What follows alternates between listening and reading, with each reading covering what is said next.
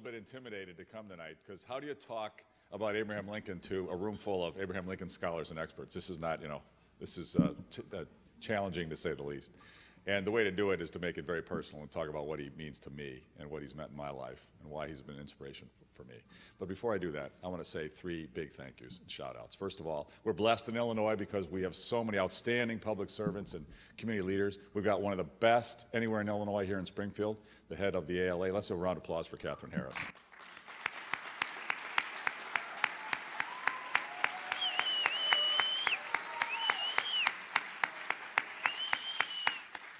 And we're also very blessed. We stole him from Texas to the great state of Illinois, one of the great scholars in America, deep expertise in our presidential history, in the proud history of America, outstanding leader in Alan Lowe. A round of applause for Alan Lowe.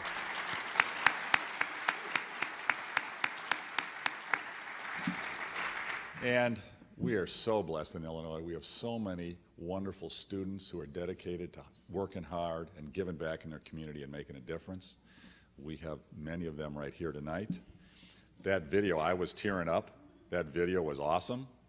Keep up the great work. You're our future. God bless you, students, and all your fellow students. Let's hear a round for you.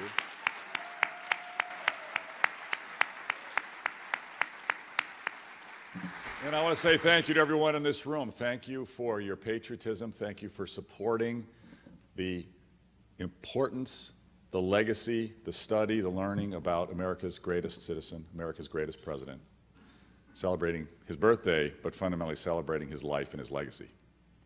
It's a wonderful thing because Abraham Lincoln embodies everything that's great about America. And you know what? I first read about him. I remember getting little books in kindergarten, looking at the pictures and reading about Abraham Lincoln when I was just learning the words. I thought, what a great guy! I want to be like him. I want to be like him. You know, when I was growing up, my hero was my grandfather. He was my best friend, and he was my hero.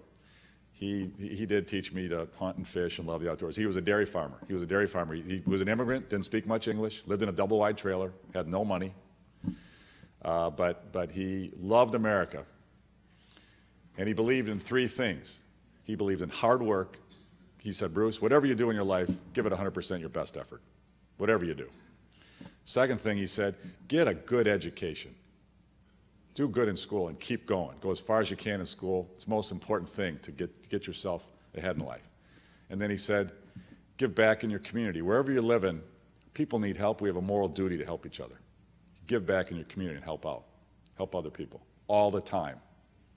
Put other people first, ahead of yourself. And those are three good rules to live a life. And I loved him dearly.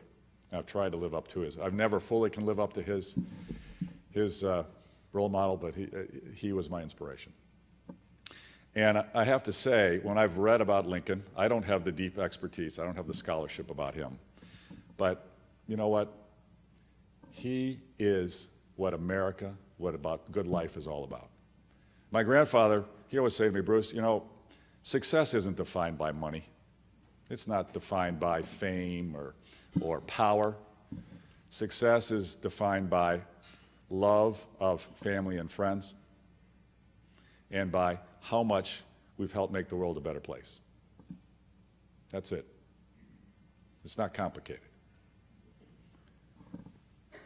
By being here, by being in the world, is the world a little bit of a better place or not? And how can we strive to help others and make the world a better place? The good Lord put us on earth. My grandparents, deeply religious. The good Lord put us on earth to do his work, to help each other, to make the world a better place. It's a guiding principle. And to me, Abraham Lincoln is it, America's greatest citizen. He did more to change the fundamental nature of America and make America a better nation than any other single human being, in my opinion.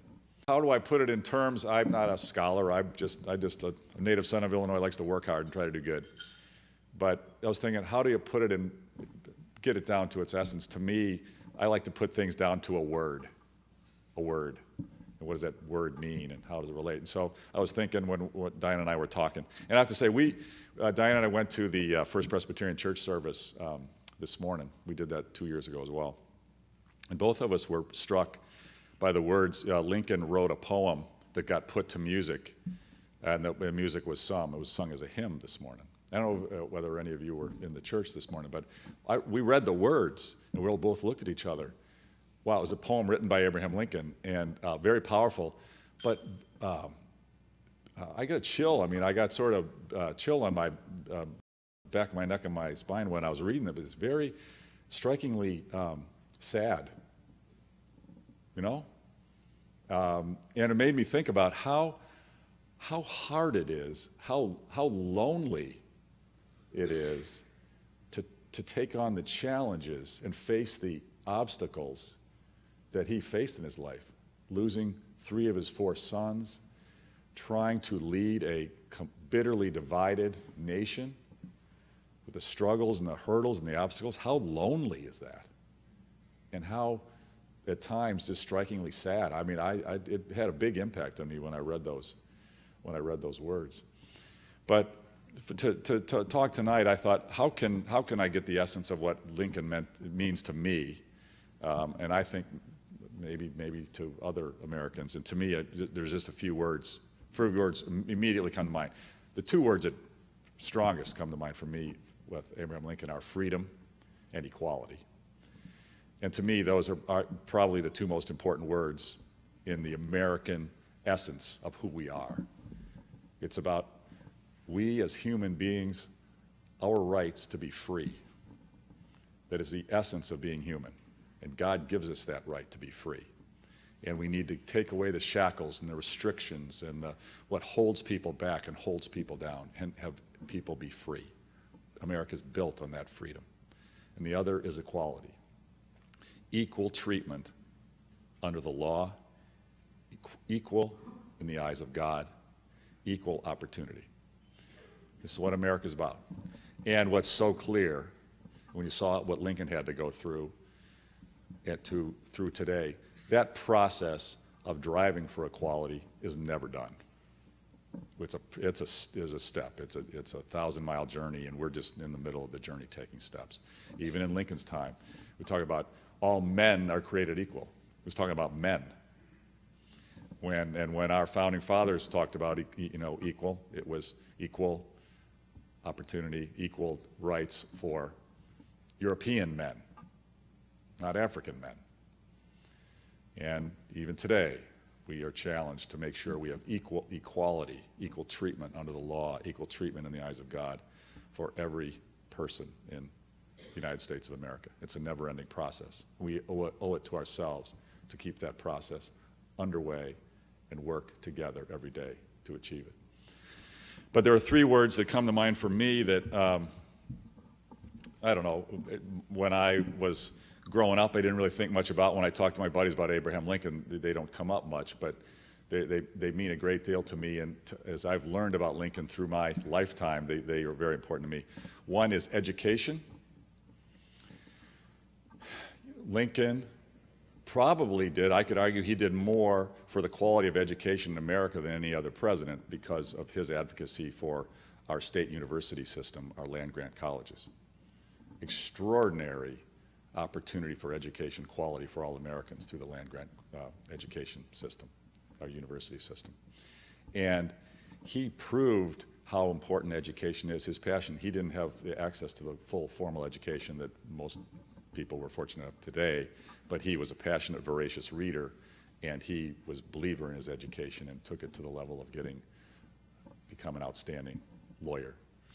And the importance, the value of education, Lincoln embodied it. To me, and Diane and I share this passion, it's one of the things why we fell in love originally. We both think education is the most important thing we do together as a community. And Lincoln was all about education, and we as a community need to be all about our education. Equal, high-quality education for every young person, regardless of where they live, regardless of what their family's income is. Outstanding education, critical to a better life and achieving the American dream. The other word that comes to mind, this one might strike some as unusual, but I feel very strongly about it, and that's the word, I'll say, popularity. And what do I mean by that? Why does it matter? Things that are popular or things that have wide approval are not necessarily what's right. There's a difference between what's popular or what that has wide approval and what is right, what is good. And it's a big challenge in democracy because democracy is built on what's popular. Your vote is popular. It's got approval, you vote for it. But that doesn't make it right.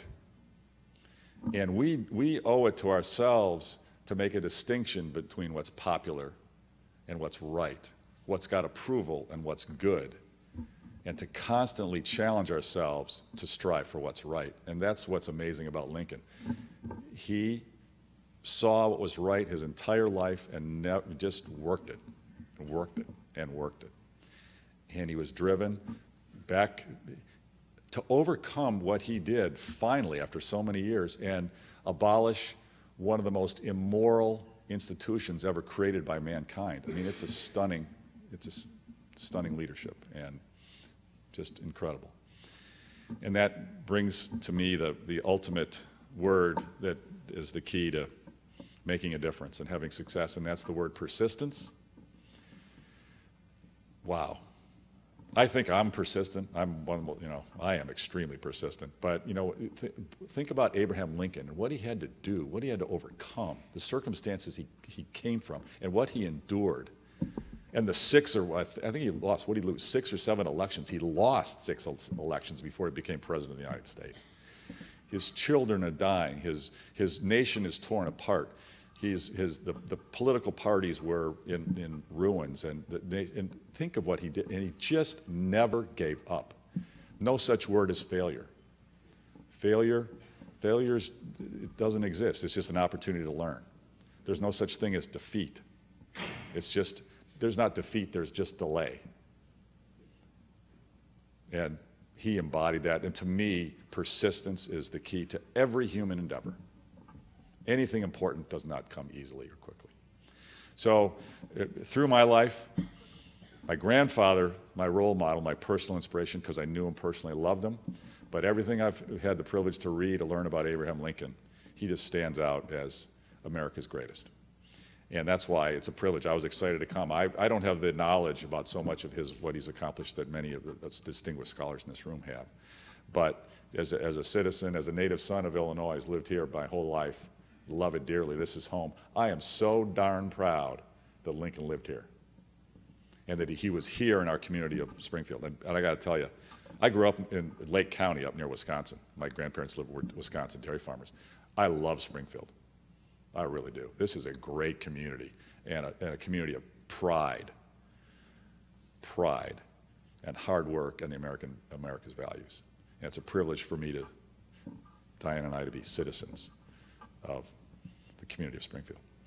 Thank you for your dedication to preserving the legacy, the life, the teachings of our greatest citizen. Keep up the great work. It's a privilege for me to work for you. God bless you, and God bless the United States of America. Thank you.